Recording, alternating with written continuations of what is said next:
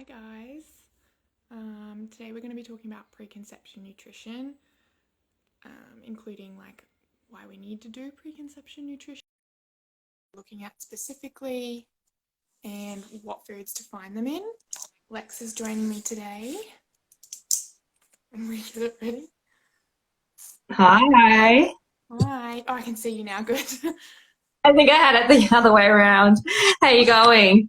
Good. How are you? Yes, good. Nice. Cool. So have you done a little intro? Yeah, I kind of just went over like really short introduction of what we're going to talk about. Hi, Jamie. Awesome. What do you want Cool. to start on? I think I missed like the very start. So I guess, yeah, for anyone who isn't aware what we're talking about today, we are literally talking about preconception nutrition. So it is a big topic, but we'll try and just cover like the basics of it all, and make it just like really easy for everyone to understand. Cool. So I guess like the important thing is to understand why preconception care is important in the first place, and how long is generally advised or recommended. So do you want me to start? Yeah, if you want.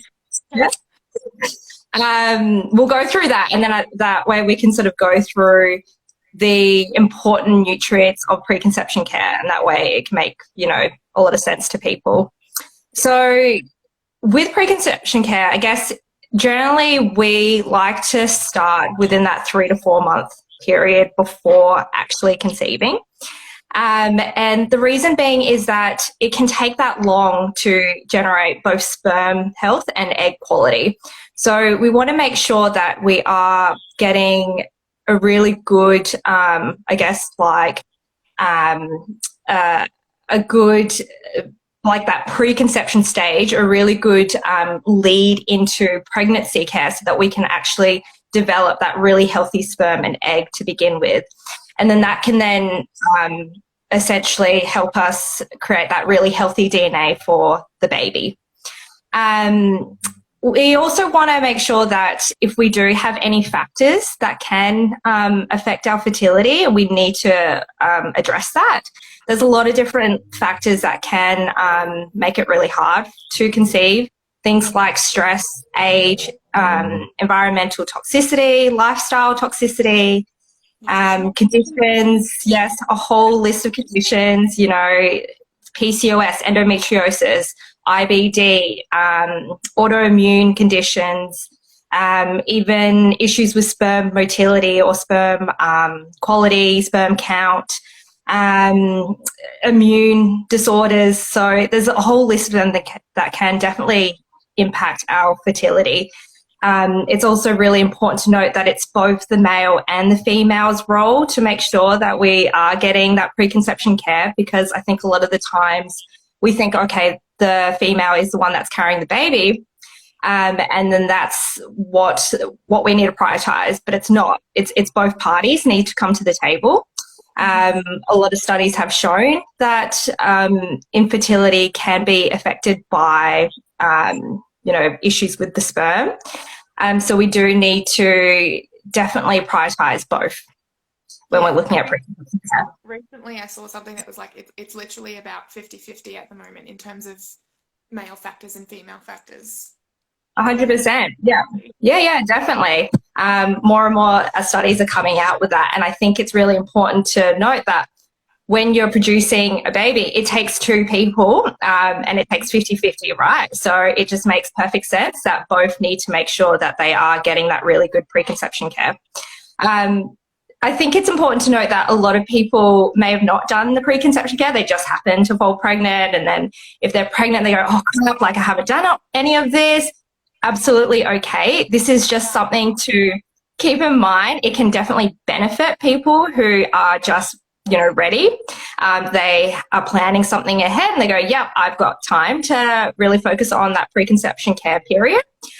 Or for people who really do struggle with conceiving, they've had miscarriages, or they have those conditions that we spoke about earlier. it's important to really then prioritize that preconception care and not rush things, because it can definitely make a huge difference in the long run for both the pregnancy, the birth, the baby, and then your child's life all the way up to adulthood. So really, really important to factor all of that in. Yeah, like you said. I kind of explain it to my fertility clients, and like, this is the foundations of health that we're trying to establish that will benefit you. Like, once you've established those habits, which takes approximately that 2 to 3 month period, 4 months for some people, these are those foundational habits that are going to carry you through that pregnancy journey and into postpartum potentially, so that you don't get as many of those side effects, or like, what do you call them? Not side effects. What am I thinking of? Complications. Complications. There we go. Yeah. Those sort of, and with easy stuff like nutrient deficiencies, that's pretty obvious, but there can be a lot of those more, like, I guess, subtle, not deficiencies, but like suboptimal intake, I guess. Inadequate intake. Yeah. Might not necessarily sit on the routine stuff, but that might be, I guess, the defining factor in that preconception period. Yeah, for sure. There's so many nutrients, though. I don't know. I've got a whole list.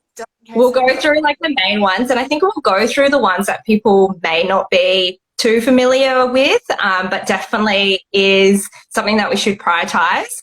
I think it's just important to note, like, with this whole preconception care, it's just really good to educate yourself on it. And I think we don't talk about it enough. A lot of people still don't really know what preconception care means. And it's nothing to stress about too much, but it's definitely something to educate yourself on it. And because if you do face complications, or if you do have issues with conceiving, then you are aware of the little things that you can do, that 3 to 4 months, or 2 to 3 months in some people, before you actually start conceiving. Cool. So I guess that takes us to the next point. Do you want to go through some of those key nutrients? Okay, I'll run through the list first, and then I've got some notes about a few specific ones that may not get talked about as much. Obviously, folate. About, but I don't really want to go into too much detail there, because everyone's kind of a bit more aware around that. Your omega-3s is one, like, I commonly recommend that alongside a prenatal, cover it, because a lot of people don't eat enough fish or omega-3 sources, or they're getting like poorer quality omega-3 sources, so I generally recommend just to like cover all the bases. It doesn't hurt, like, it makes everyone's skin really nice and glowy too. That's the first I guess response that people get when they take omegas. They're like, oh my god, my skin is amazing. So like the rest are pretty much like antioxidant support, I guess. So like your CoQ10, your selenium, your zinc, vitamin D, and melatonin to an extent. Like, obviously you can't eat that one, but it's still really important in keeping that egg quality and sperm quality really nice. So like, these are all your antioxidant nutrients and antioxidant foods that we're kind of going for in this period of preconception anyway. To avoid like any DNA damage, improve the quality of the egg and the quality of the sperm, and usually other conditions and side issues that you currently have improve with antioxidant support anyway, including definitely. And I think it's really important to note that when you do have a really balanced diet and you're getting abundance of these rainbow foods, colorful foods, and you're getting enough protein, carbohydrates, and fats from whole foods, you are getting a lot of these micronutrients and vitamins as well. But sometimes we definitely, a lot of the times we do need to supplement, because unfortunately, with the way things are at the moment, we are facing with a lot more toxicity, pollution. People are a lot on medication, which can deplete our nutrients. There's those conditions that require extra nutrients. We do have high demands of certain nutrients. And so supplementation on top of that balanced diet can be really, really helpful in making sure that you are getting adequate levels.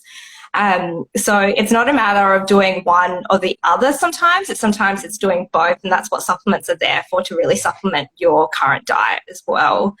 Cover the basis and make sure there isn't anything missing, because it's not like you can go and test every single piece of food that you eat and make sure it's got enough. These are all just like guesses of approximate amounts, so we can never be 100% sure.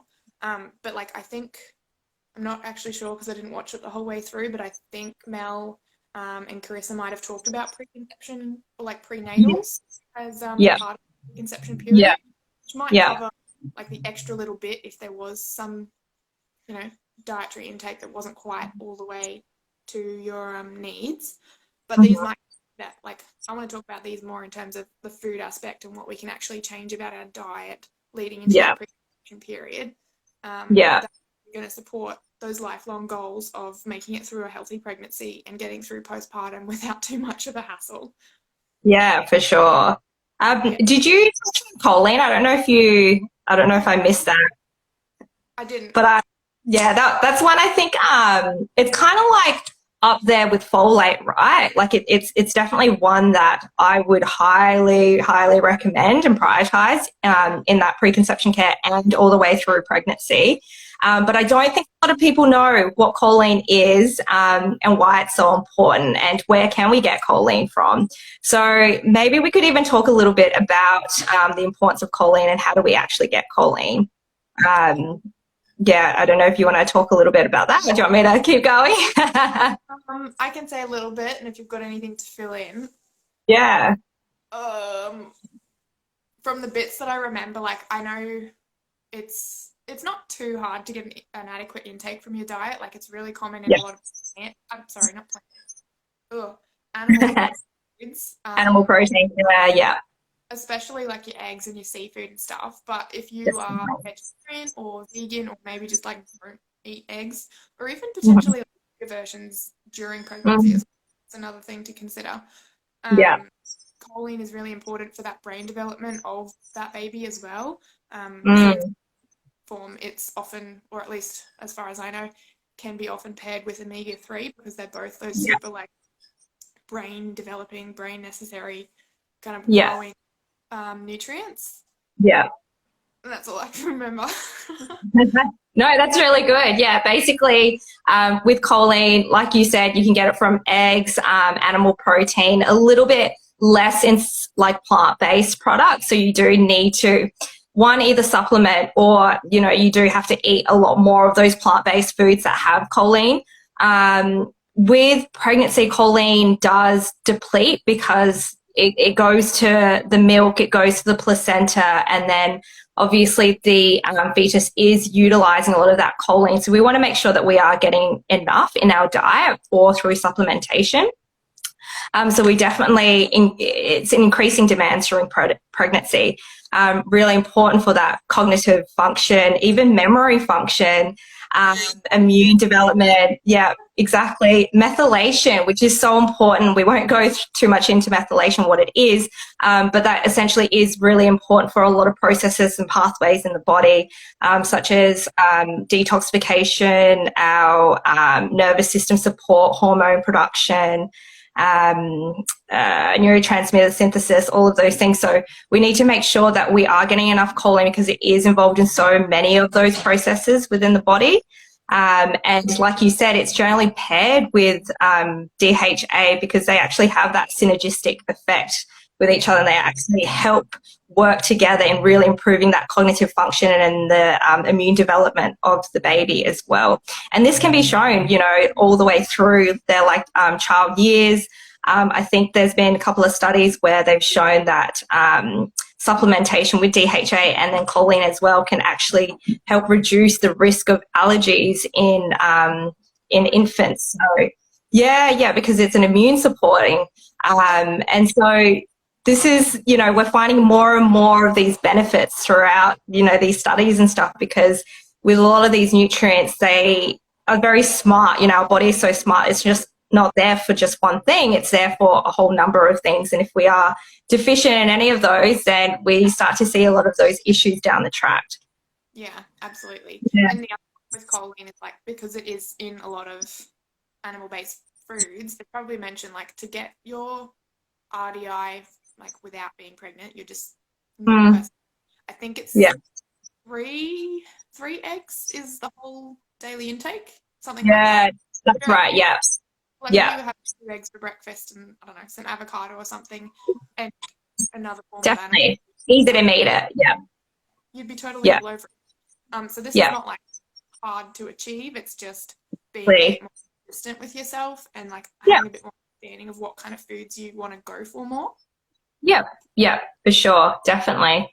Yeah. Mm. So I think, I think when I had a look, eggs contains about that 125 milligrams of choline. I think in pregnancy, it's recommended to get about that 440 or so. So again, yeah, not that difficult if you add eggs plus, a few other things from meat.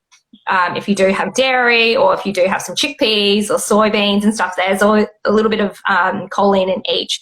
So yeah, definitely not hard, but yeah, like you said, it's just good to be aware of those nutrients and what they're good for. Yeah, easy. Yeah, for sure. Top 3, like I think we haven't mentioned lycopene, but like this was just a side note. I've got a Yeah. little notes about like selenium and also vitamin E, which we didn't mention.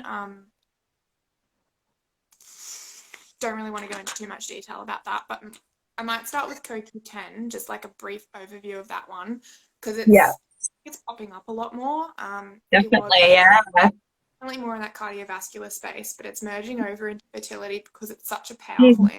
antioxidant and like the effects of that on potentially like damaged DNA in your sperm and eggs while they're developing and protecting those things so you get less of that DNA damage.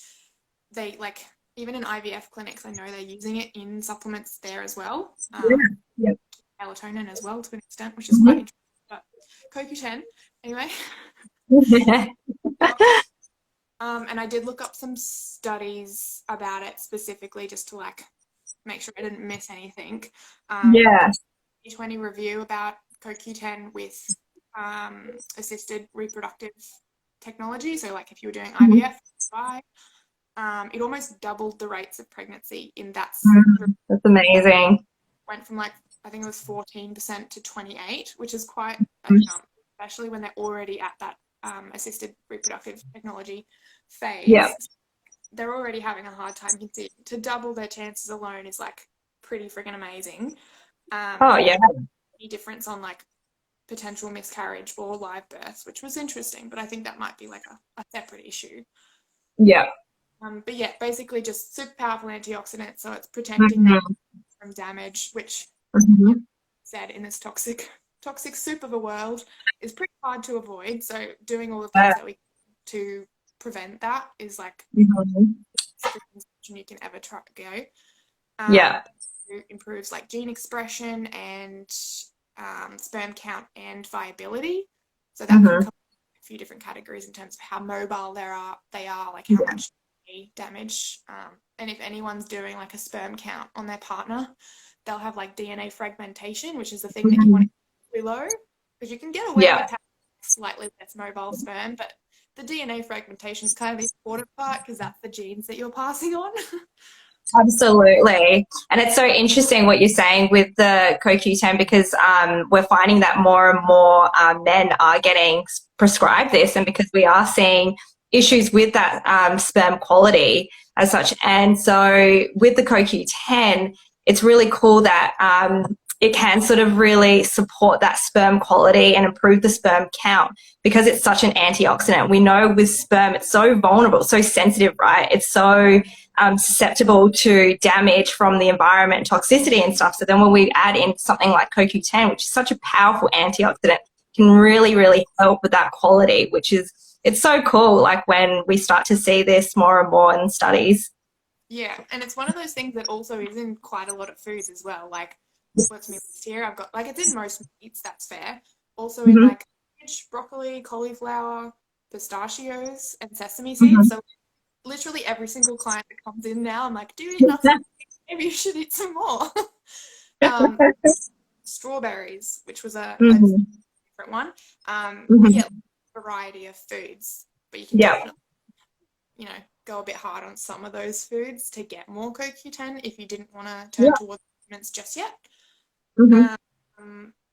I don't have a volume on that at the moment. I can't remember Mm. the dose range, but that's fine. Yeah, that's CoQ10 pretty much in a brief Yeah. sense. Yeah. Yeah. Awesome. Did you have any that you wanted to talk about specifically? Or?